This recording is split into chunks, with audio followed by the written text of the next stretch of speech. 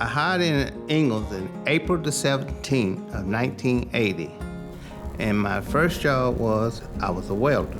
So I had a father and 4 brothers that worked out here. My dad would come home, tell the stories about working in the picking plant, how hot it was and stuff. And then my brothers would come home and they would talk about their stories. So I wanted to talk about some stories too when I came out here. I first hired into Ingalls on August 3rd, 1981, which was 40 years ago today. I hired in as a drafting and design apprentice, and it was a 3-year program. I hired in on August 3rd, 1981, which is actually today. So my 40-year anniversary is today, which I'm pretty proud of. I hired in at Ingalls Microfilming Purchase Orders in August of 1981. I had a brother working here, and my grandfather also worked here in the early 60s. We had a daughter that was born in August of 81. I looked at my daughter and I said, I gotta have a future career, something that can build on, that she could be proud of. And so that's when I chose to come out and apply at Ingalls and became part of the apprenticeship program.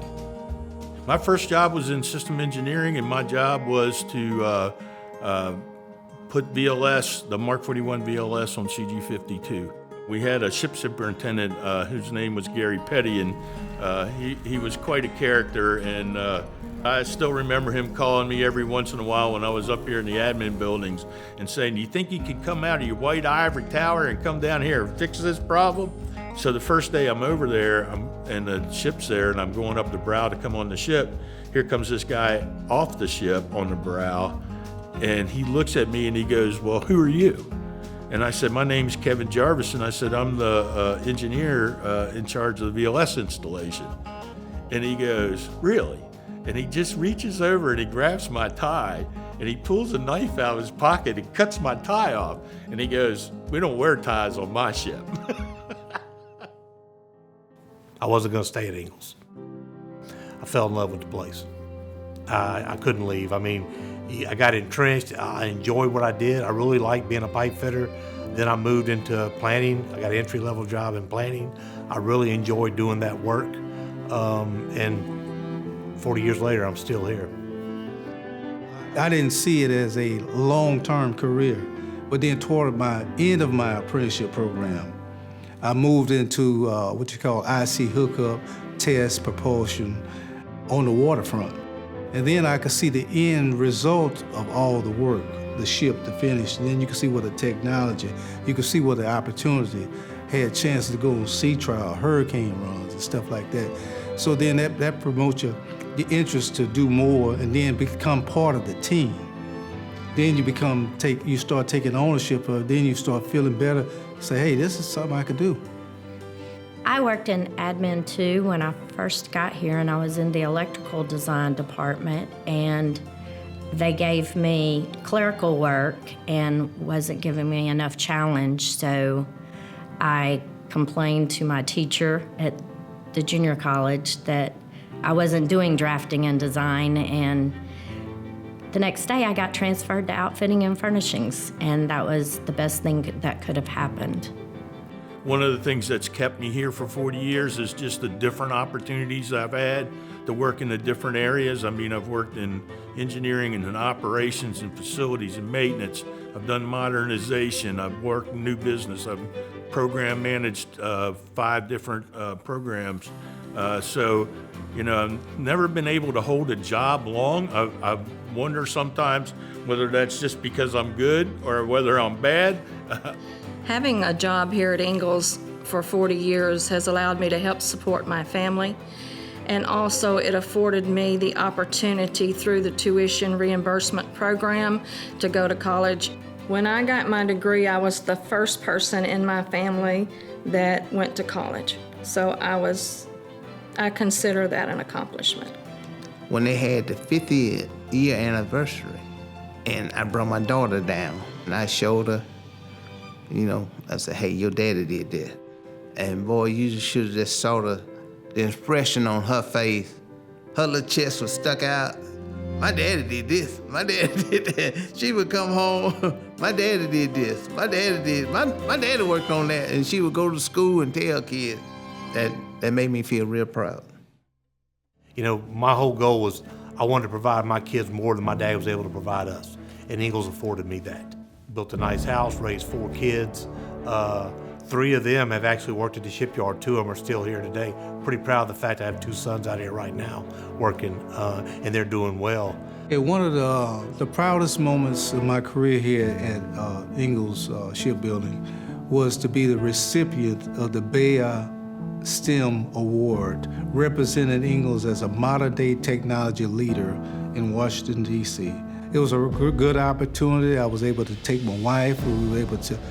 She was able to see the good things that I had accomplished. I've always believed in what I do truly matters. The accomplishments I've had is those cost avoidances, working for so long, replacing those lost, damaged, destroyed government property. I was able to avoid a lot of cost, and many times it exceeded my yearly salary. One of the things that I'm proud of is that the company asked us to go out and restore retirees' homes after Katrina. And that was amazing to see the company really cares about employees that had already moved on, and they did not forget about them. I had the responsibility of getting the shipyard back up and running. We went back to work 2 weeks after the storm. That's really a tribute to the shipbuilders.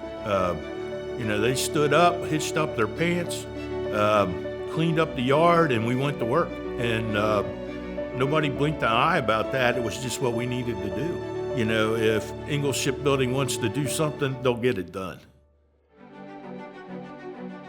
When I come to work in the morning and I drive down Jerry St. Pay Highway and I see those ships sitting on the waterfront, it warms my heart to know that I've had a part in the design, the build, and the delivery of those ships. Working here is a sense of pride. I mean, we don't build cars, we don't build toaster ovens. I mean, we build Navy warships. And to watch that ship sail out of here with the sailors in their dress whites, I mean, if you don't choke up, get a knot in your chest or your throat, I mean, to me, you're just not a true shipbuilder yet. It hasn't hit you, but that's a great product that we build. We paved the way, and we built a lot of great ships, and I'm really proud of you. To my fellow Master Shipbuilders, I say job well done. 40 years is quite an accomplishment and a commitment.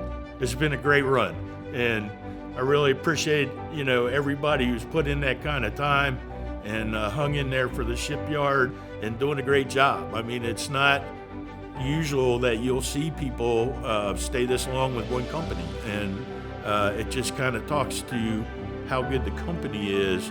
And then, it's up to all of you to make sure all those smarts you got in your head, you're leaving with one of those young people that are coming up behind you, and teaching them how to be a good shipbuilder too. When I go back and look at my apprenticeship class, there was probably about 20 folks in that class.